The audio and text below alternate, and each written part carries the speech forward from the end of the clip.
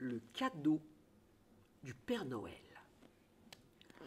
Bon sang, quel métier, soupire le Père Noël. Toute une année pour fabriquer des jouets et une seule nuit pour les distribuer. Oh là là.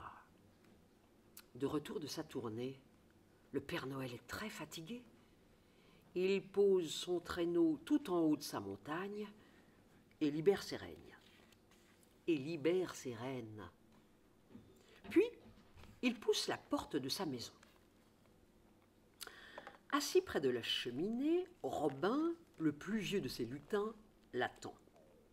« Bah, où étiez-vous ? Tous les lutins commençaient à s'inquiéter, lui dit-il. »« Je suis resté coincé dans une cheminée trop étroite, » raconte le Père Noël. « Vous n'auriez pas un peu grossi ?» lui fait remarquer Robin. « Absolument pas, » proteste le Père Noël. Et il adresse un clin d'œil à Robin, attrape une part de gâteau sur la table et s'assoit sur le bord de la cheminée. Non, un chien. 11 lutins surgissent alors de dessous la table et commencent à chanter. Père Noël, ta tournée est terminée, les cadeaux sont distribués, tu es bien fatigué. Père Noël, tu es merveilleux, les enfants seront heureux demain en ouvrant les yeux. Mais le Père Noël fixe le sapin qui trône au milieu de la salle à manger, sans sourire. « À quoi pensez-vous » demande Robin.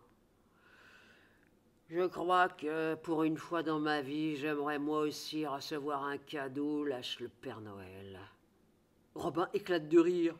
« Hi hi hi, demandez au Père Noël, il vous en apportera peut-être un. » Les lutins se bidonnent sur le parquet et Robin, fier de sa blague, en attrape le hoquet. Youps ! Le Père Noël soupire. Non, vraiment, il n'y a pas de quoi rire. Quand les lutins sont enfin partis se coucher, le Père Noël sort regarder la terre du haut de sa montagne. Le jour va bientôt se lever.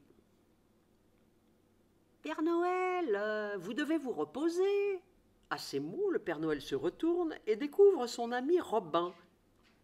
Sur le visage du lutin se dessine un sourire malicieux. « Tenez, j'ai un cadeau pour vous. »« Pour moi ?» bafouille le Père Noël. Robin lui tend le paquet qu'il cachait dans son dos. De ses mains tremblantes, le Père Noël déchire le paquet. Qu'est-ce que c'est, s'étonne-t-il? Une trompette? Un coquillage géant? C'est un cornet magique, explique Robin. Je l'ai fabriqué moi-même. Placez l'extrémité dans votre oreille et écoutez. Mais je ne suis pas sourd, s'offusque le Père Noël.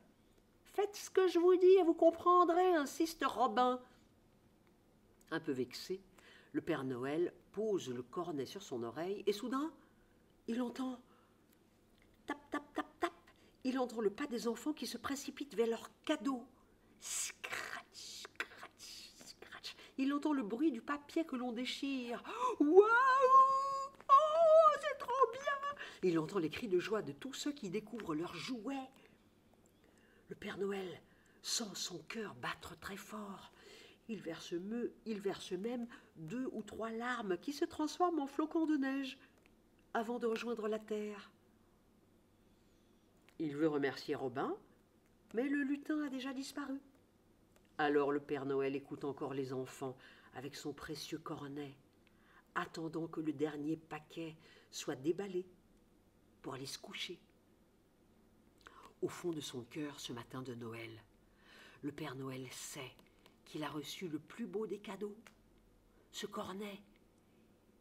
Il ne s'en séparera jamais. C'est décidé. Il reviendra chaque année, partager en secret, du haut de sa montagne, le bonheur de tous les enfants. De tous les enfants. Tous les enfants.